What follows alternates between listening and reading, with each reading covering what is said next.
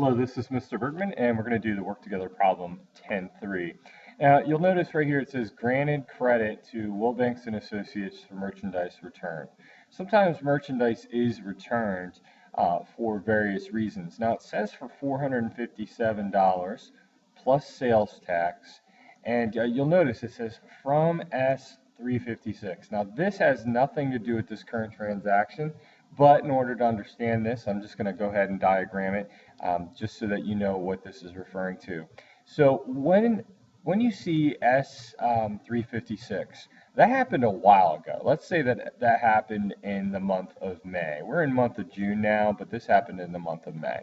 So what basically happened was Wilbanks and Associates, they bought something on account because you see an accounts payable account is used when you use a sales invoice. So accounts payable, Wilbanks and Associates, they bought stuff for a total of $493, and you had 56 cents.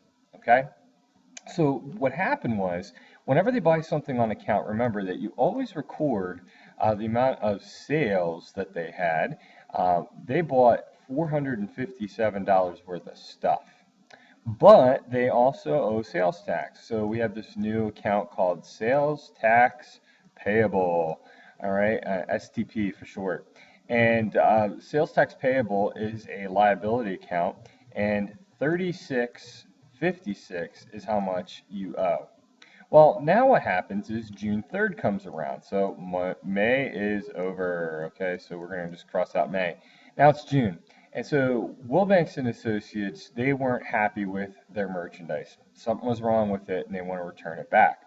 So what we do is we prepare a credit memorandum. Now, a credit memorandum tells you to do one thing. It says that you're going to credit their account. So you're going to credit accounts payable for $493.56. What that basically will mean is they owe nothing anymore, or they owe less than they did for a previous purchase.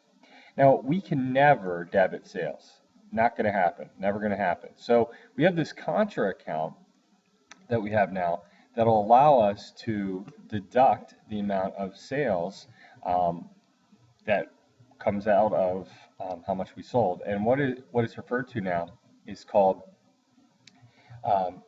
sales returns and allowances. Okay, so sales returns and allowances, very much like purchases, returns, and allowances. So what we do here is if we credited $493 for accounts payable, we want to return $457 worth of stuff to sales returns and allowances. And we want to, well, we got to return their sales tax as well, $36.56. So as you can see, we debited accounts payable for $493.56.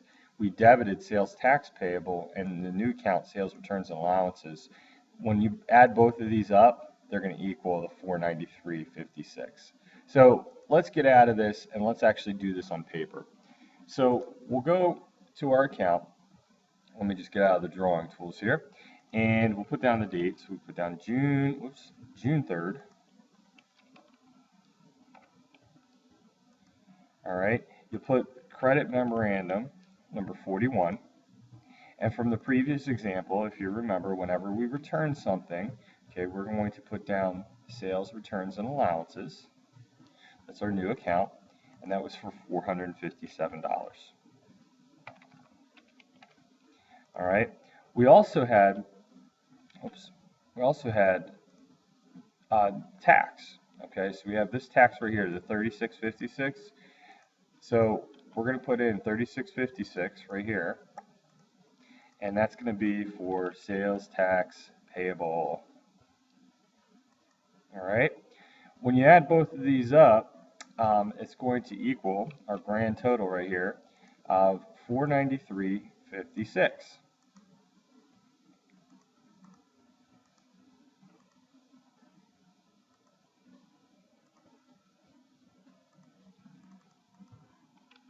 Okay, so $493.56. All right, So remember, because we prepared a credit memorandum, that means that accounts receivable, Woolbanks and Associates is going to be credited for $493.56. All right, let's move on to the next one here. So the next transaction that says we granted credit to Westfall High School for merchandise, $67. They didn't pay any sales tax, and one of the reasons why they didn't pay any sales tax is because they're a school, a nonprofit. It was from sales invoice number 345. So just like I diagrammed everything earlier, it's pretty much the same thing. We're going to credit their account because we're preparing a credit memorandum. All right. So let's go through and do this. So we put down the 6th. We're going to put down credit memorandum number 42. Okay, going back to the directions here. If we granted credit to Westfall High School for damaged merchandise, we will put down sales returns and allowances as the account that's responsible for any returns or allowances, account allowances that we have for $67. Now we are crediting accounts receivable Westfall High School for $67. Now the next part is really, really important. One thing that I want to mention to you is anytime that you see this, accounts receivable slash and then the name of company, there's no special amount column right here. So what we have to do in the post-reference column, and this should be part of the transactions as you're actually doing them, is put a /. What this tells us is that we are going to post to accounts receivable and we're going to post to Westfall High School or Woolbanks and Associates at the appropriate time. So that is how you complete this. Good luck.